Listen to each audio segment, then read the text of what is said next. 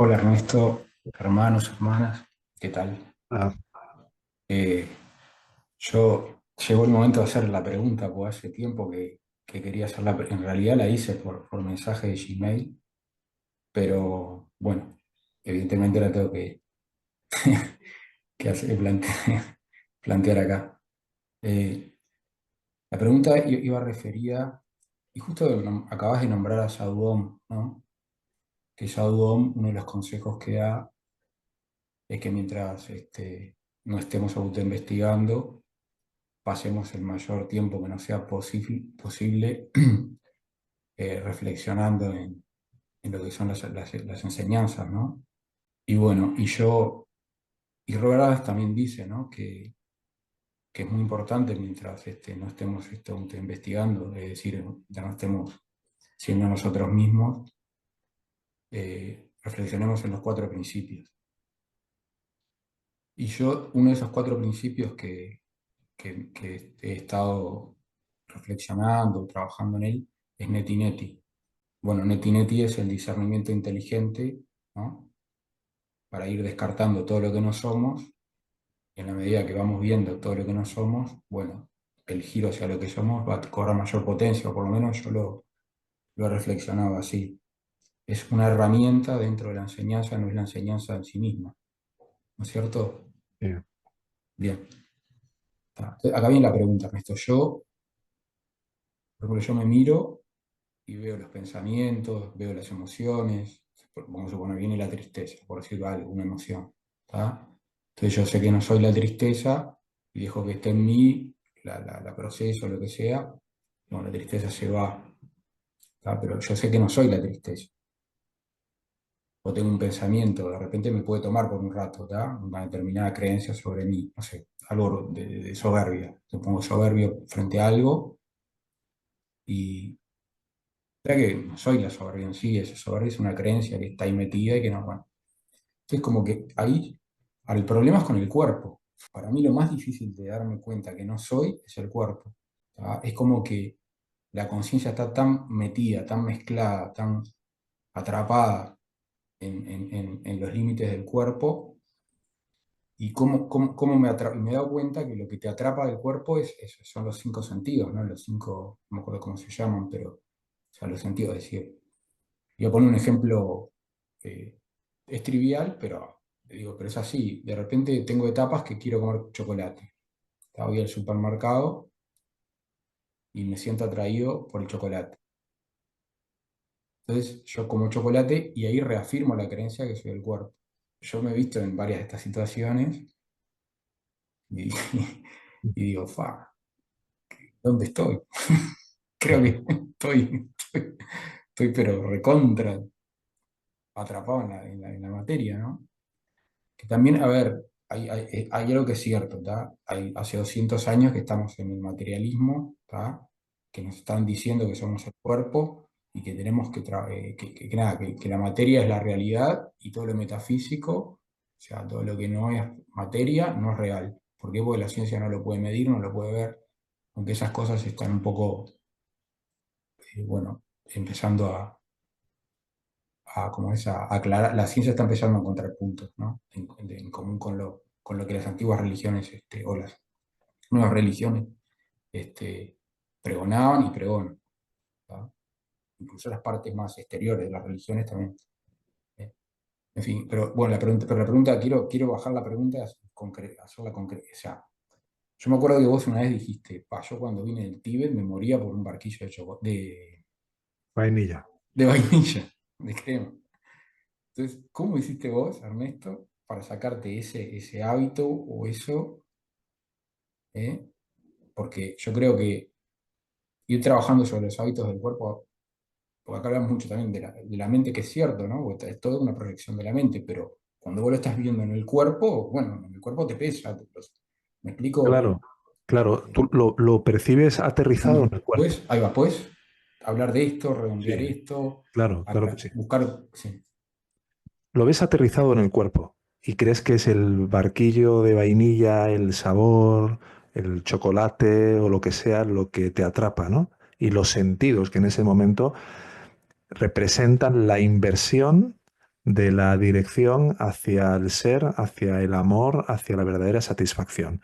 Digamos, Claro, los sentidos son los artefactos, por decirlo así, de este ego para estar constantemente dirigiendo tu atención lejos del ser y hacerte creer que hay objetos que se llenan de la satisfacción que tú eres, porque ego lo que hace es proyectar esa satisfacción de ser y ponerla ilusoriamente, fantasiosamente, como dentro de ese barquillo, por ejemplo, con vainilla, ¿no?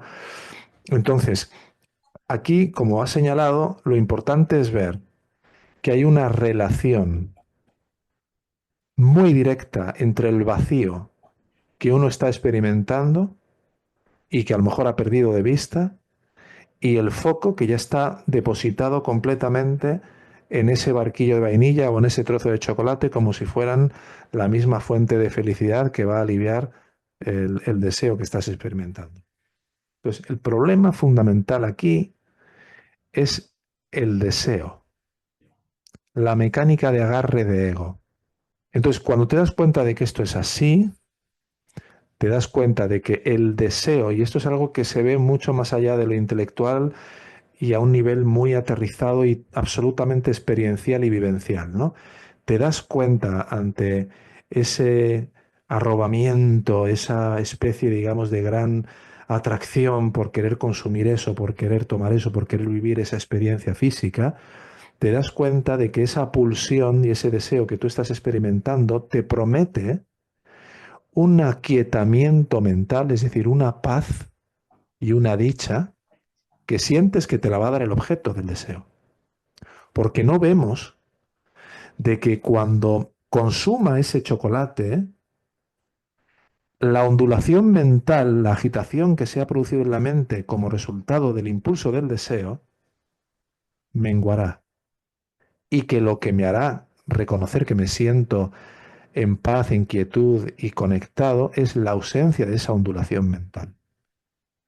Pero claro, yo he creído, de tantas veces de tomar el chocolate y de repente volver a sentirme tranquilo, he asociado el consumo de ese chocolate o de ese barquillo de vainilla o de cualquier experiencia corporal con la paz y con la dicha, que en realidad es la resultante de la cesación de la ondulación mental que impulsa el deseo y que da lugar a que el sentido se vaya proyectado directamente a querer consumir eso que porque coincide con la disolución de la ondulación mental, creo que la ondulación mental cesa por la consumación de ese chocolate o de lo que sea que yo consuma o viva o experimente a nivel corporal.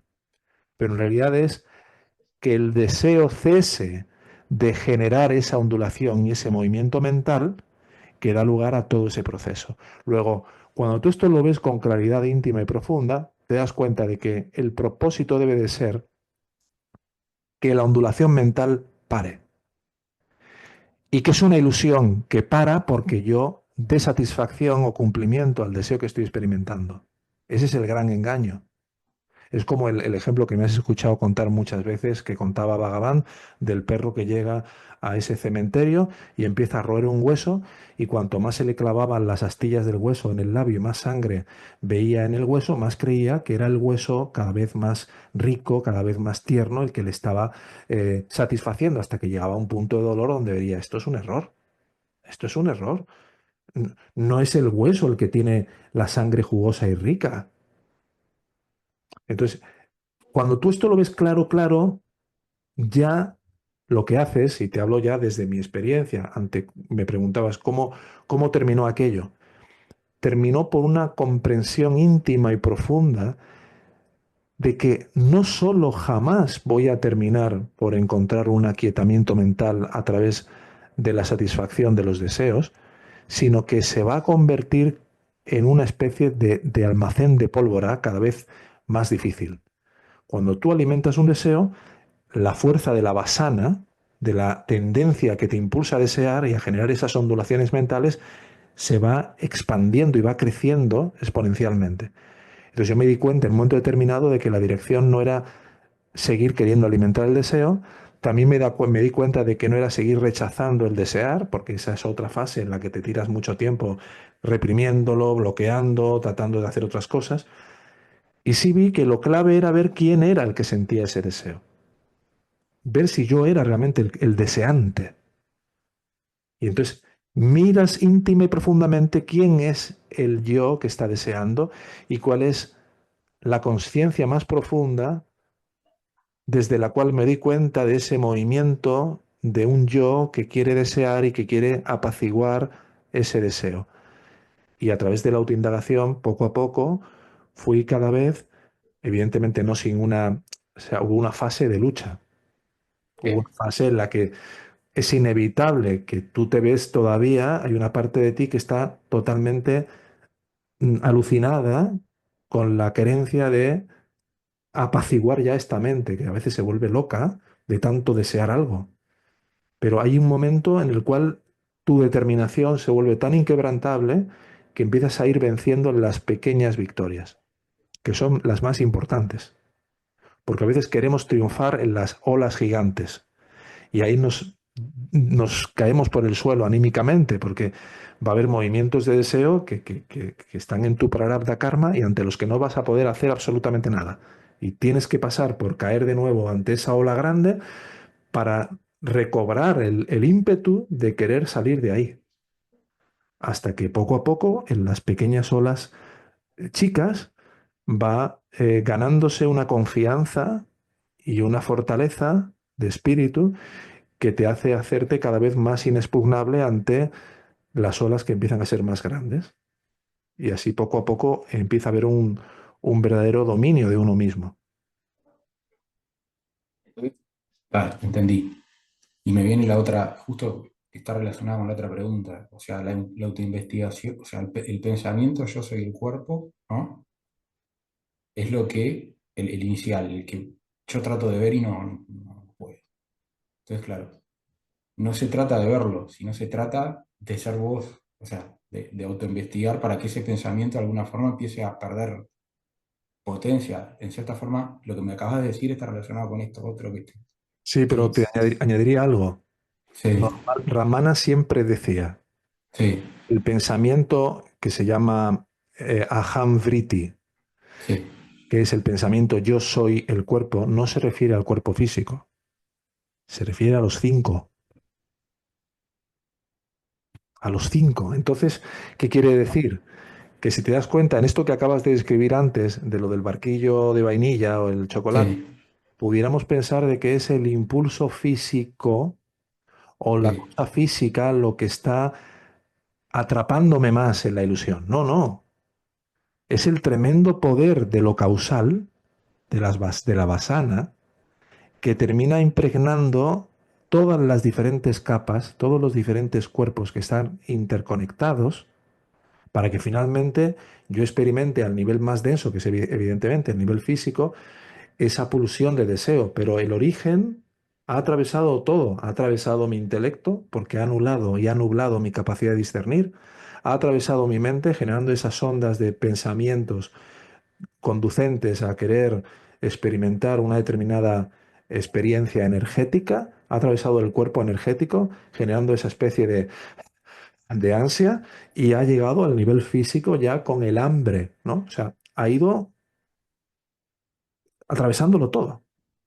Luego, Yo, cuando vemos cuál es el origen y vamos a corregir al origen, porque es como si tú quieres apagar un fuego. Si tú quieres apagar un fuego, no estés echándole agua ahí donde el fuego está llegando. Ve de dónde emana el fuego. ¿Qué hacen los aviones estos cuando hay fuegos forestales? Buscan el foco. Hay que ir al foco.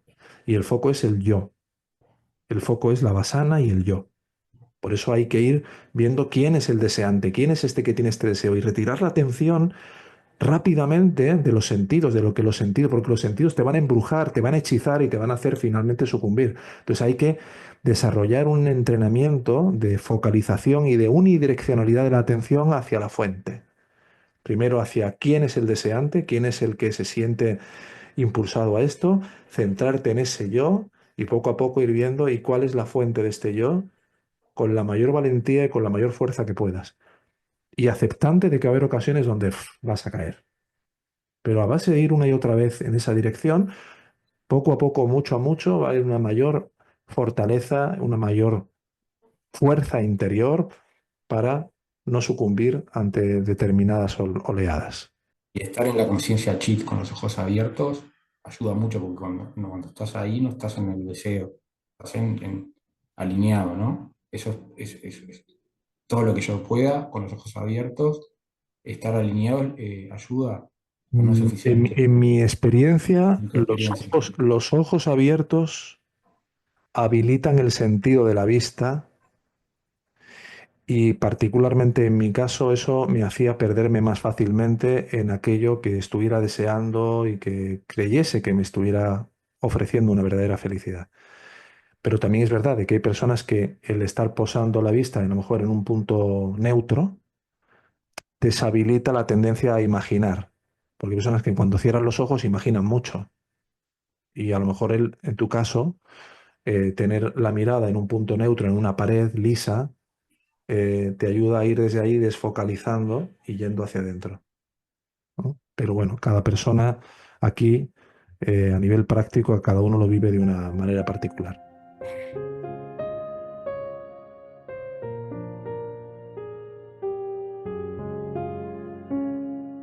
Esta escuela de sabiduría de la no dualidad tiene como propósito contribuir a facilitar el camino a la autorrealización. Si tuvieras un sincero interés de llegar a aplicar estas enseñanzas en tu vida cotidiana para trascender el sufrimiento que impone el falso ego, puedes contactarnos en la siguiente dirección de correo electrónico: hola@yosoytumismo.com.